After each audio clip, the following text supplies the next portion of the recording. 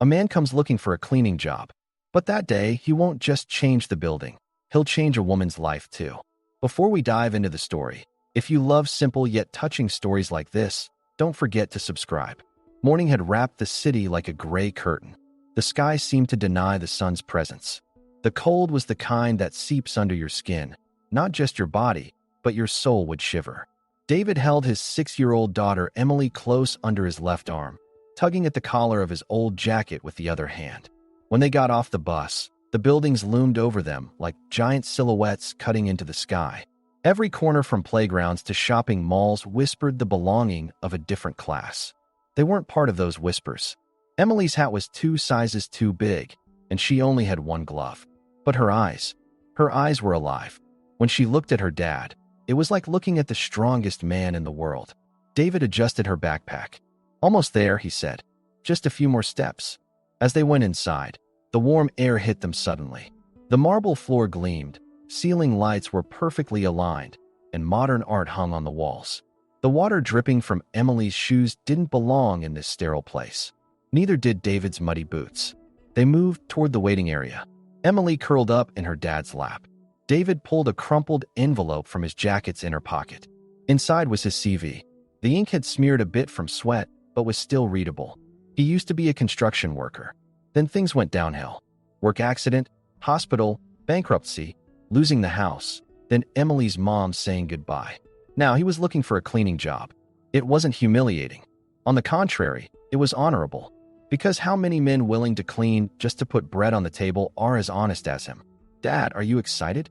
Emily whispered. David looked into her eyes. Those were his wife Julia's eyes. "Not at all," he lied. "Because I've got my lucky star right here." Just then, the elevator dinged. Out came a woman who didn't smell like perfume, but like confidence.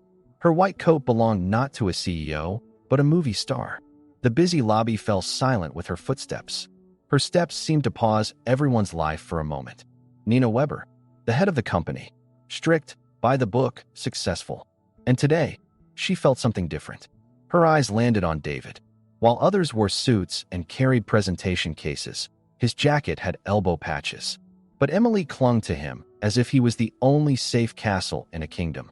Nina kept walking, but for a second, she stopped. It was like a familiar calm washed over her face. Then she turned to her secretary and said just one sentence. "Let David Muller in for the interview. I'll do it personally." David jumped. Did he hear that right? The CEO said that? He leaned down to Emily. "I'll be right back, sweetie," he said. The little girl nodded. His heart pounded in the elevator, his mind in chaos. "What's going on?" he thought. "I only applied for cleaning." When the door opened, Nina was looking out the window. She turned around. "No coat now, just a simple but elegant suit." "Every member of our team matters," she said, "including the ones who keep the lights on." David swallowed. "I just want to work. For my daughter. This job is honorable, and I want to live with honor." Nina stayed silent for a moment. Then she nodded. "Isn't it funny? Sometimes the most valuable talent isn't on the CV, but in the eyes." "Interview's over, David. We'll get back to you." David stood up, thanked her, and headed for the door. "Mr. Muller," Nina called after him. "I think your daughter called me boss lady, didn't she?" David smiled. Kids sometimes get the titles right. And at that moment, no one knew how just a few minutes of an interview would change their lives. 2 days had passed. No phone call, no email landed in his inbox. David knew well what it meant to wait with hope. Silence sometimes screamed the loudest. But he was used to that scream by now. Mornings, he dropped Emily off at school, then fixed the neighbor's broken garage door, and evenings he spent with secondhand books he found. When Emily told stories from school, David didn't just listen. He drank in her joy and held on to the future through her eyes. But on that morning, when everything seemed ordinary, the doorbell rang. A man stood at the door. Black coat, dark sunglasses, holding an envelope. He said nothing. He handed over the envelope, nodded slightly, and left. David, surprised, turned the envelope before closing the door. There was only one logo on it.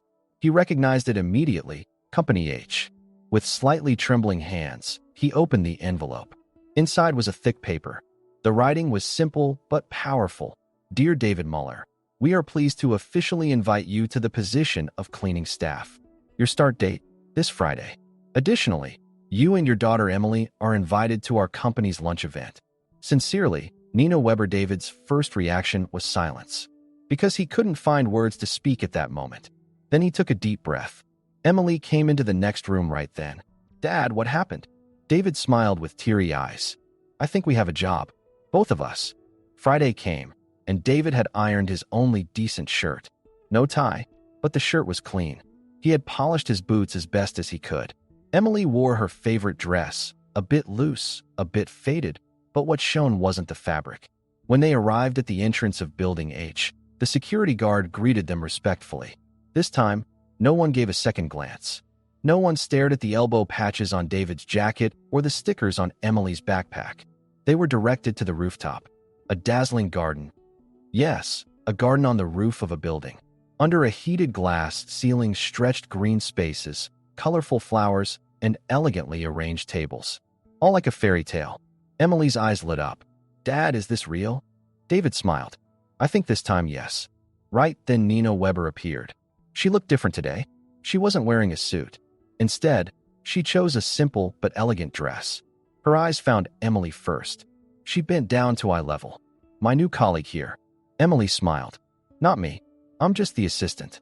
Nina smiled. She turned to David. And you, Mr. Muller, are not just a cleaner. I realized that on your first day. David didn't know what to say. Praise had always passed silently in his life. Now, words felt heavy on him. I'll just try to do my job, he said. Nina answered without looking away. Some people don't just do a job. They bring soul to where they are. You are one of those. During lunch, David found himself in a crowd for the first time in his life where he didn't feel alone. No one questioned or belittled him. Emily, after a while, danced on the grass and touched the hearts of those around her. Company employees started calling her Little Princess. Looking at his daughter, time seemed to stop for David for a moment. Maybe he had lost a lot, but Emily was his gain. And today, for the first time, he felt this was a beginning. At the end of the meal, Nina came to them again. This time her eyes were more serious. Not just cleaning, she said. There are other things missing in this building. And some of those things need people like you. David was surprised. What do you mean? Nina thought for a moment, then whispered like confessing to herself. Maybe.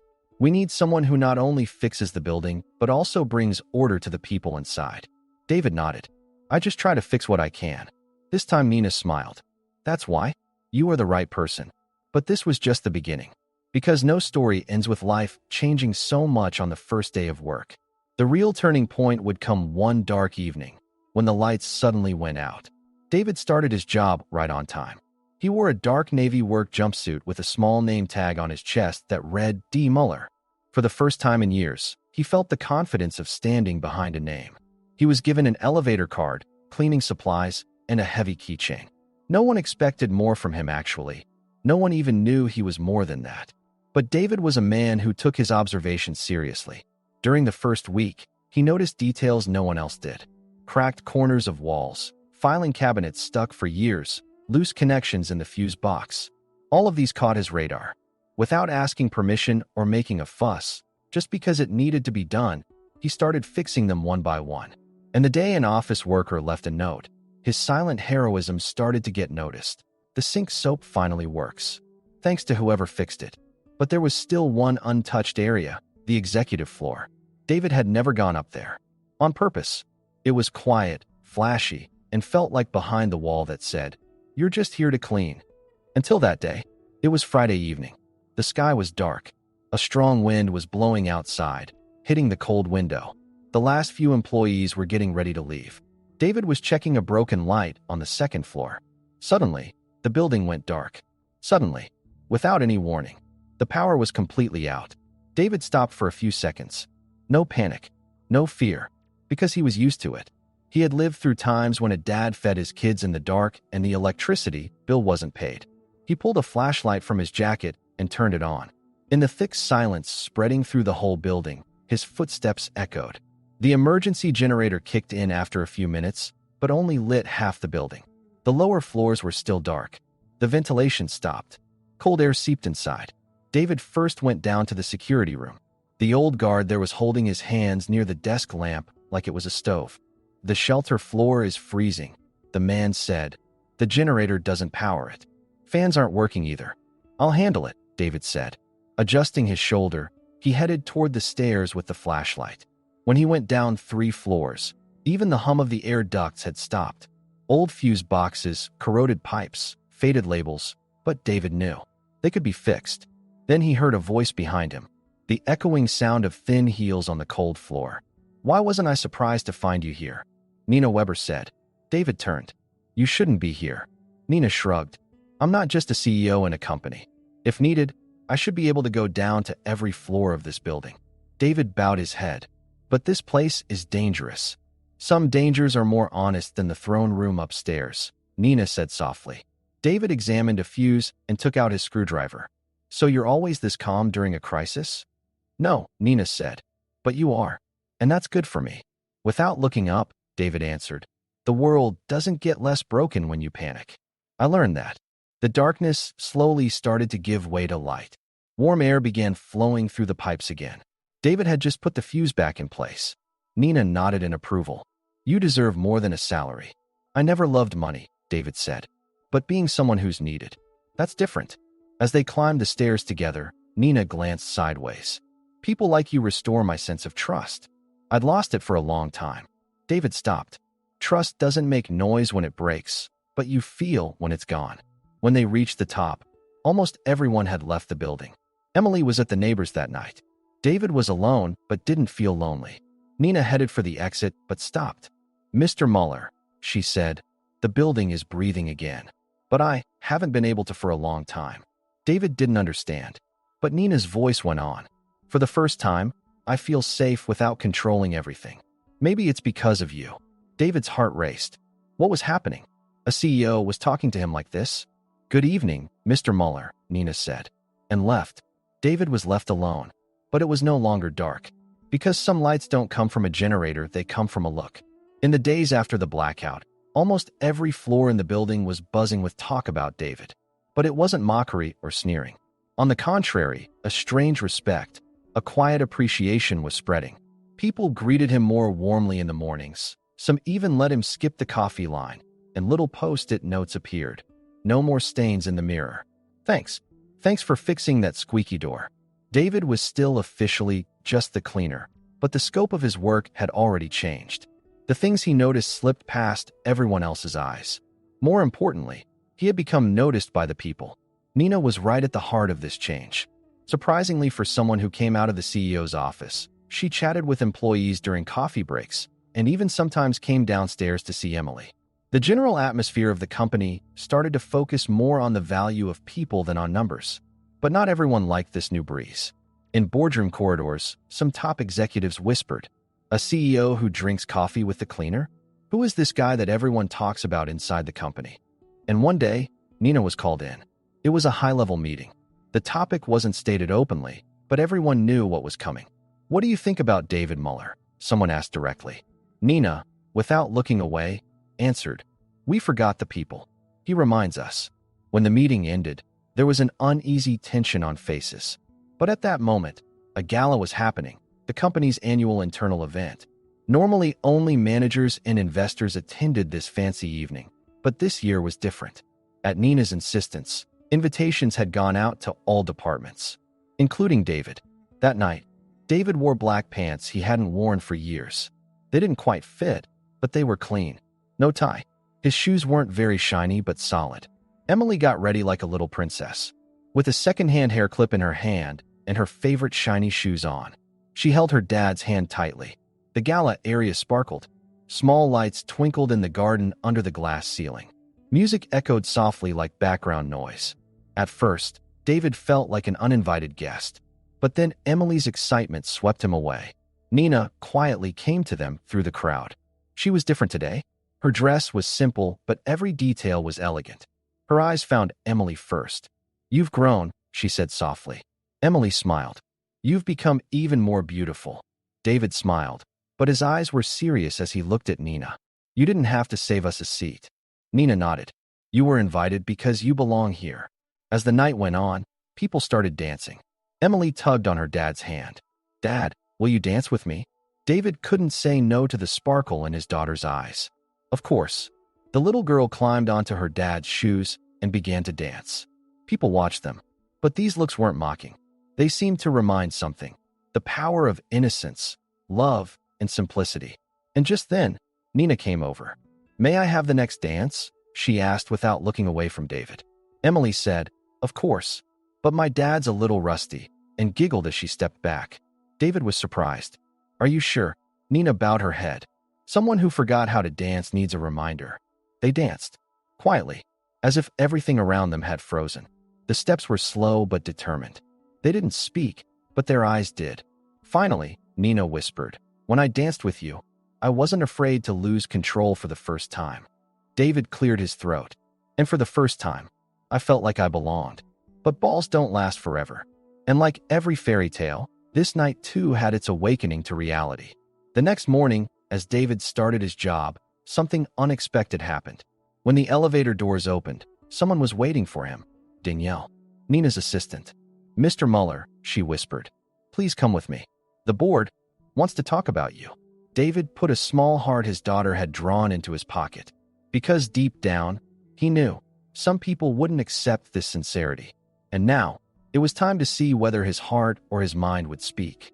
The corridor Danielle led David down was quiet, but the walls seemed to be talking. As his footsteps echoed, David didn't just hear the sound of concrete. He heard echoes of the past. Failed job applications, rejected projects, rent debts. And now he was being called before the board, not as a cleaner, but as a threat. The room was large, with floor-to-ceiling windows, but the air inside was heavy.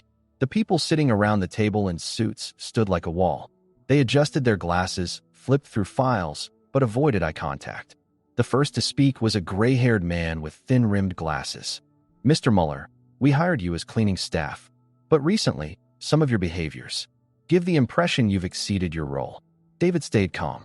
"If this building is working better, I don't think expanding my role is a bad thing." Someone else cut in. "Going beyond your job description could harm our management structure. Also, we've received comments from employees that you're too familiar with some people. Like, for example, the CEO." Those last words hung in the air.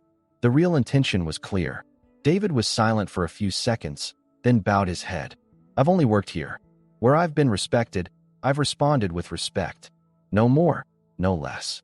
At that moment, the door opened. Nina entered. The board members tensed slightly. She wasn't invited to this meeting, but here she was. Cool, upright, fire in her eyes. "If I'd known this conversation was happening, I would have started it myself," she said. "If what's being said about Mr. Muller is true, the problem isn't his work ethic, but your lack of vision." Someone murmured, "The company's reputation." Nina cut sharply. "Reputation grows in the shadow of respect. Our problem is that we forgot what we stand for." There was silence. Then another board member spoke softly, but with an implied meaning. "Of course, but maybe it's better to move the position to a less visible place." That suggestion hit David directly. "So we push him out the back door, so no one notices we're working with someone different." "Right." No one answered. The meeting ended. But what ended wasn't just words. That evening, David stopped by the workshop. He took one last look at the board where he'd organized and drawn out the faults himself. Then he folded Emily's drawing, that innocent picture of Nina, himself, and little Emily holding hands, and put it in his jacket pocket. Nina was in her office. David didn't go in. He just stood at the doorframe. "I don't want you to fight anymore," he said slowly. "I'm going." Nina wasn't surprised, but her usual professional expression broke. "Don't go. I don't care what they say." David nodded. "But I care about your future. I don't want to be a thorn in the path of a woman whose next step will take her higher." Nina was silent. David grabbed the door handle. "But know this. I'm leaving this building where I felt valuable for the first time, with my honor intact." He left. No headlines were made. No press releases. Just an empty chair. And that chair became a gap everyone noticed, but no one claimed. The next morning, David took Emily to school. His eyes still lit up with his daughter's smile. Then he went to an old acquaintance's house and fixed the garden fence, without taking any money, because being good was a habit for him, not an opportunity. That afternoon, while checking an old garage door with his repair kit, he noticed someone quietly approaching behind him. He turned. It was Nina. There was an envelope in her jacket pocket. David asked, surprised, "What's that?" "An official offer," Nina said. but with a different title. David frowned. I'm no longer a cleaner. No, Nina said. Nor a maintenance manager. Or a supervisor. It's not one of those titles. It's a continuation of something we started together. David took the envelope but didn't open it. His eyes locked with Nina's. What about your fight? The board. Nina took a deep breath.